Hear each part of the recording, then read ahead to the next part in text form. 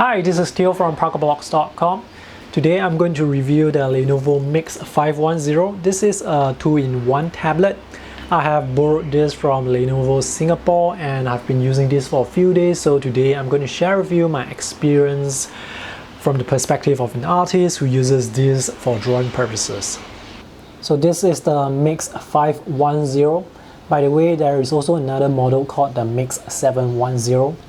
The difference between this versus 710 is the resolution of the screen.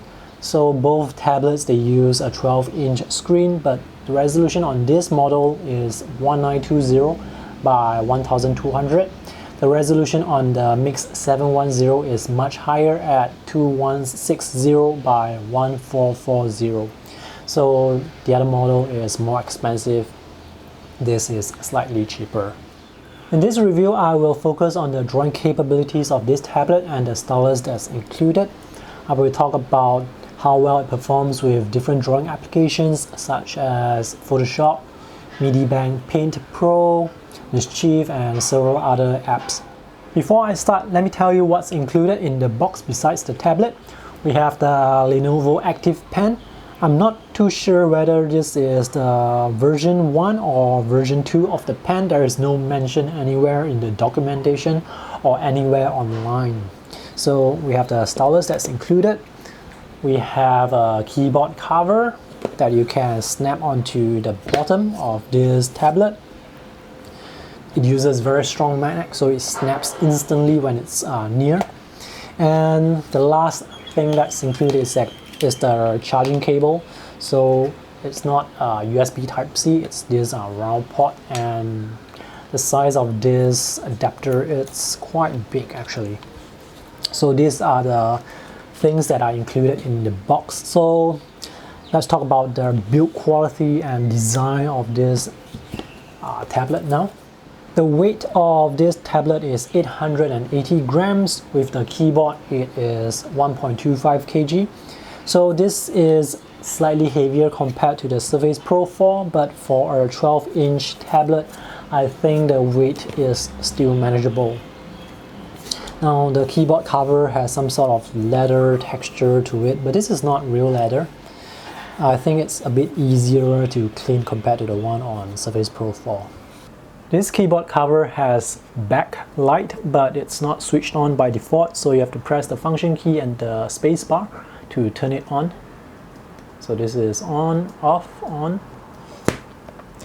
It's quite nice to type on, but definitely not as good compared to normal keyboards. The trackpad is very small. I do not usually use this trackpad because with a touch screen I can just use my finger or just use the stylus. And this keyboard cover, it only protects the screen, so the other side is exposed.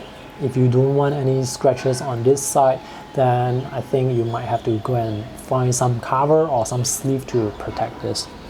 The finishing is very smooth. This is, I think, aluminum.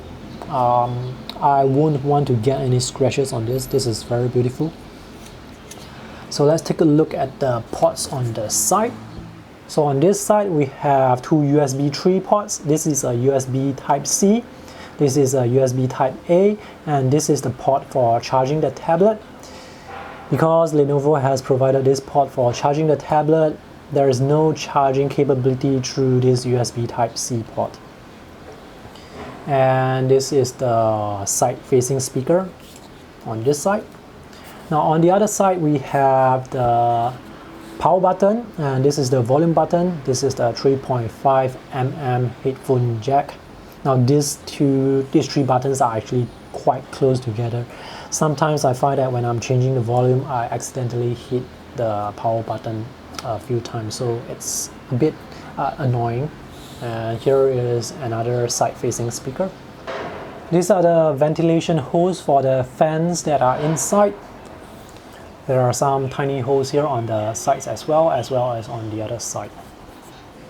Another thing I should mention is the lack of a display port. So if you want to connect this tablet to an external monitor, you have to do so through an adapter. I have with me two adapters here. One is a generic adapter that I bought on eBay, And this is the Samsung adapter.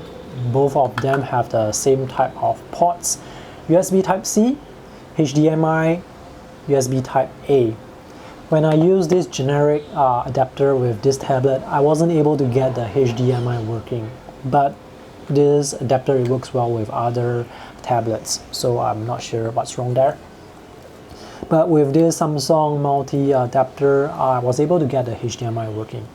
Now, both of this adapter, they are not powered, so when I try to connect my Western Digital external hard disk through the USB Type-A port here, I wasn't able to power that external drive, so that's something to take note of. But since this tablet has the USB Type-A, it can power that external drive when you just plug directly into this. On the back, we have the camera, and on the sides here, these are the hinge for the stand. So this is the stand that you can basically position to any position. It's very easy to just open the stand because there is this latch here. This is very nice. And the lowest position you can get is something like this. This is the lowest position of the kickstand. Because there is no lock, if you set the kickstand like this, when you draw on the tablet, ultimately you are still going to push the tablet down to the lowest position. Personally, for me, I prefer to use the tablet flat on my table. The overall build quality of this tablet is very solid, it's very sturdy. I think it's great. So let me remove this keyboard. Usually when I'm drawing on the tablet, I don't like to use the keyboard cover because when I'm drawing like this, my hand, it's over the keyboard and it will touch the keys, so it doesn't feel nice. So usually when I'm drawing, I have a Bluetooth keyboard on the left side. This is Windows 10. Now for this particular model, it's running on an Intel i7 dual-core 2.5. There are other configurations like Intel i3 and i5. The maximum amount of memory you can get is up to 8 gigs of RAM, and the maximum storage you can get is up to 1 terabyte SSD. There is no micro SD card slot, so it's better to increase the storage at the time of purchase because you won't be able to do so later on.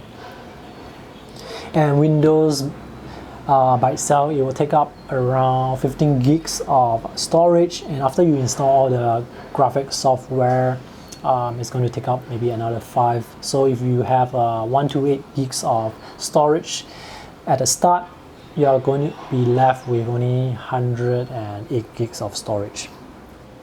For the graphics card, well, it's actually using an Intel HD integrated graphics 520, so it's not a dedicated 3D graphics card. Not that strong, but more than powerful enough to run all the drawing applications that I'm going to show you later on. So which model should you get? Well, personally for me, I will choose either the Intel i5 or i7, but I will definitely make sure to get at least 8 gigs of RAM and 256 gigs of storage. This is Lenovo Active Pen, quite similar to Microsoft Surface Pen. Lenovo has recently announced Active Pen version 2, but currently I wasn't able to find any documentation to help me identify this specific pen that came with the Miix 510. So I'm not too sure if this is version 1 or version 2. If I have the info, I will update that on my text reveal. Now this stylus, it uses Wacom technology, so it has pressure sensitivity. And this is an active pen, so there is hover mode. When you place the tip near the screen, you will be able to see the cursor follow the tip around. There are 2 side buttons that you can configure. You can also configure the pressure sensitivity through the Wacom drivers that are included. I'm going to show that to you later on. Now this stylus, it's powered by a battery. It's a 4A battery. If the battery life is similar to the Microsoft Surface Pen, then this is probably going to last a few months. The tip is small, so this is great for drawing because it will not block off the lines. Now this is hard plastic, so it's very smooth on the glass surface. Now the downside of this tip is, now this tip holder is much wider, so when I'm actually drawing like this, now this part here, it actually blocks the tip, so it covers a big portion of the area beneath it, so sometimes it does block off the lines. So that's the downside of this stylus. I'm charging the tablet now because the battery is running low. The battery life of this tablet is not very good. I would say it's around 4 to 6 hours. It depends a lot on what you're doing on the tablet. For example, if you're doing processor intensive tasks like editing photos, rendering videos, then it's going to use a lot of power. It's going to drain the battery quite quickly. If you're just surfing the web, doing documents, watching YouTube videos, well, you can probably get 5 to 6 hours, no problem. But if you have to charge this tablet when you're outdoors, you have to bring along the adapter because it cannot charge through the USB Type-C port. The active pen is always on, so you don't have to switch it on. And now I'm going to show you where you can change the settings for the pen. You have to look for the Wacom pen app.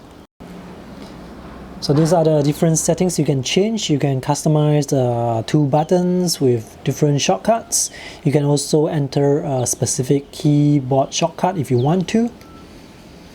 And this is the sensitivity bar. There's no sensitivity curve, so this is less precise compared to the curve, but well, at least they still allow you to change the pressure sensitivity, so that's good.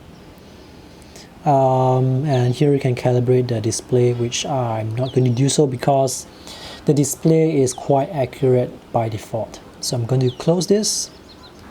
One nice thing about the Miix 510 is it comes pre-installed with Wintab driver. Wintab driver is required by some drawing applications for pressure sensitivity to work, and Photoshop is an app that requires Wintab driver, for example. Alright, let's open up Photoshop. I'm using Adobe Photoshop CS6. Now the resolution of this screen is 1920 by 1200. This is lazy Nezumi. Let me just close this. Now the resolution is great for desktop software, older desktop software that hasn't been optimized for higher resolution. For example, Adobe Creative Suite CS6 and older software, when you use them on a resolution like this, these menus, they may appear small, but they are not tiny. They are still very usable.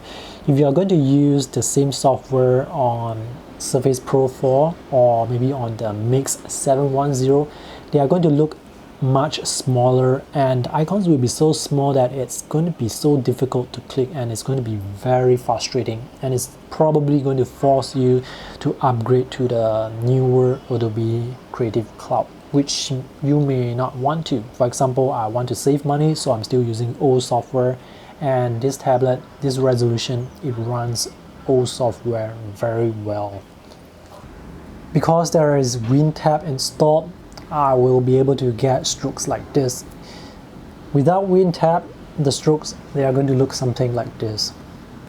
If the application allows it, you can use finger gestures, but Adobe Photoshop CS6, it doesn't allow finger gestures, so I have to use my keyboard shortcut to maximize this canvas. Pressure sensitivity works, but unfortunately when it comes to drawing diagonal lines slowly, there is a slight jitter.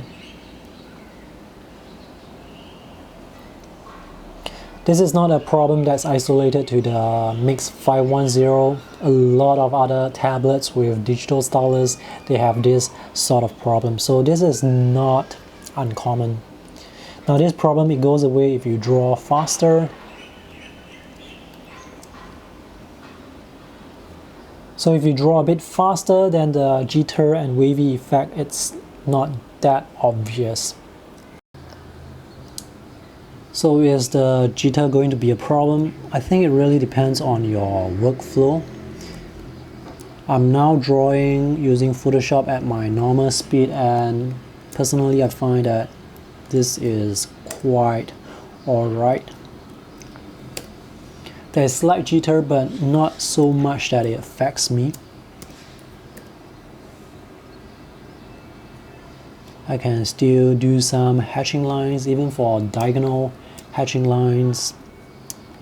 It's not that big of a problem because this is usually the speed that I work at. And it's sensitive enough to register all these dots as well, all these tiny dots.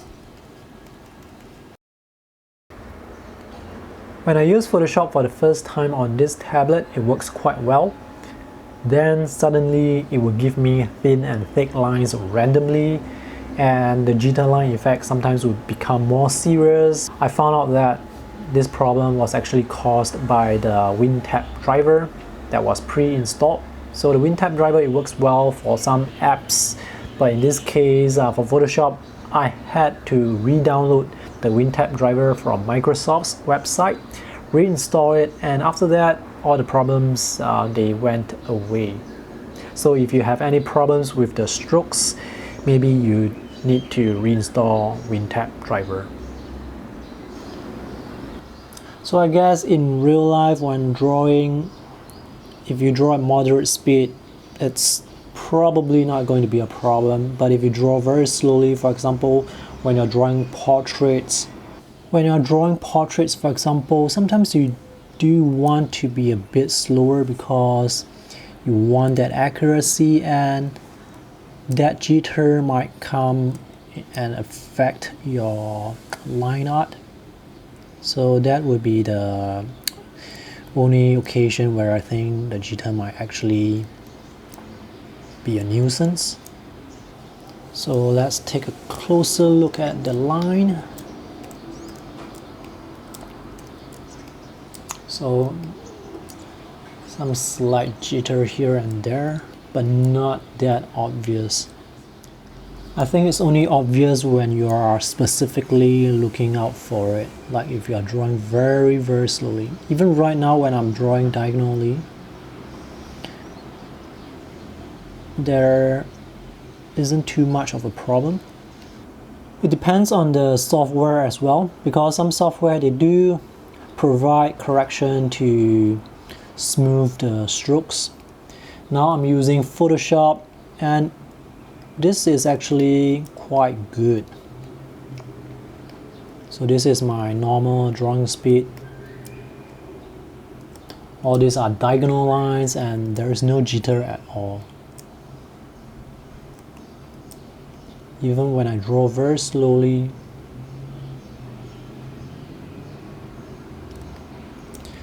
not really a big issue with the jitter. I'm now using Mischief. Mischief has problems with Wintab, so I have to use a shortcut to turn off the Wintab driver. If not, I'm not able to draw anything with Mischief. So with Mischief,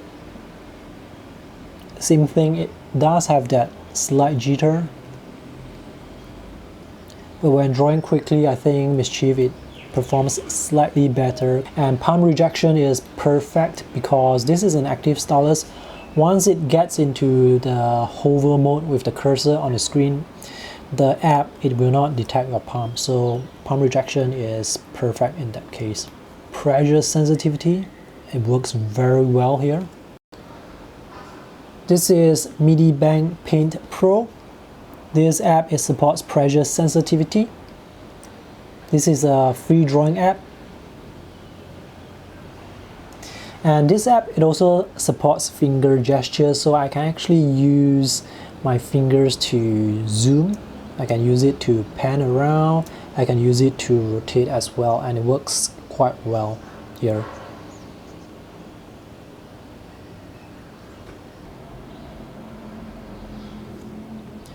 When I'm drawing very slowly, there is slight jitter. So if I'm drawing faster, let's see what will happen. When I'm drawing faster, the lines, they are definitely much smoother. This is Adobe Illustrator. Pressure sensitivity, it works as well.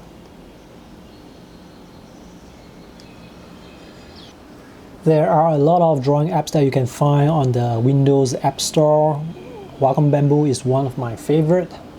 I use this mostly to take notes. And let me show you how well it is at taking notes. It's able to capture my handwriting relatively well, although not as accurate compared to the Lenovo Yoga Book. The Lenovo Yoga Book, the accuracy, I would say it's close to 100%. This is probably around 80%.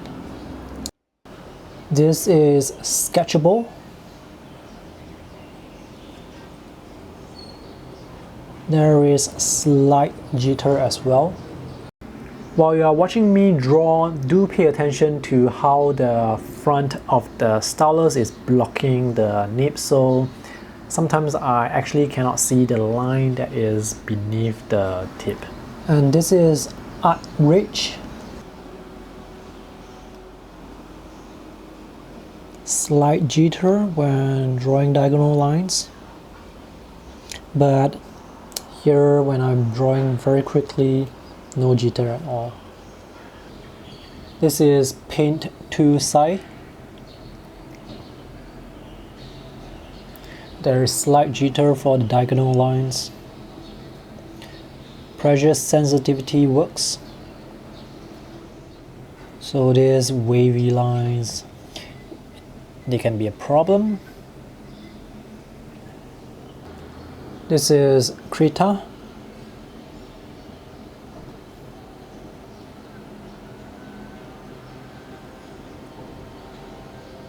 There is slight jitter, not as much as Paint to Size. So some drawing apps, they do correct for the jitter. Pressure sensitivity works.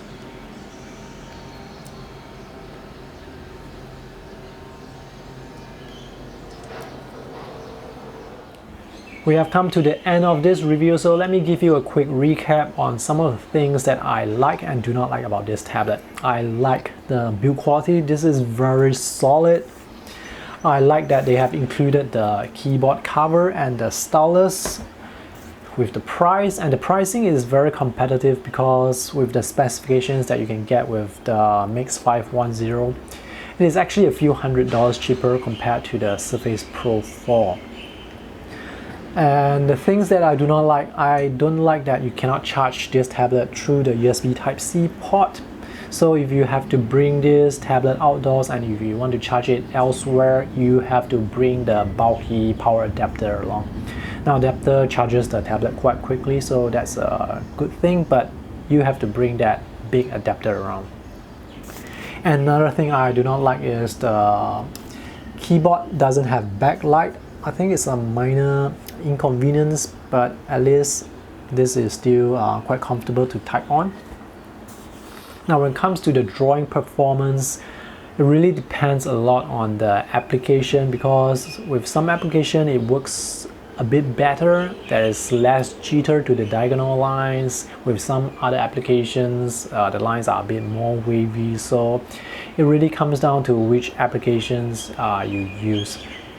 I will post a link to the text review that I've written, and in that text review there will be a list of apps that I've tested. I will list out some of the issues with each individual apps. Unfortunately, I'm not able to test all the drawing apps that are out there because there are just too many, but generally speaking, I think this tablet, it works fine as a sketchpad, as a digital sketchpad, but sometimes the jitter effect, it does frustrate me.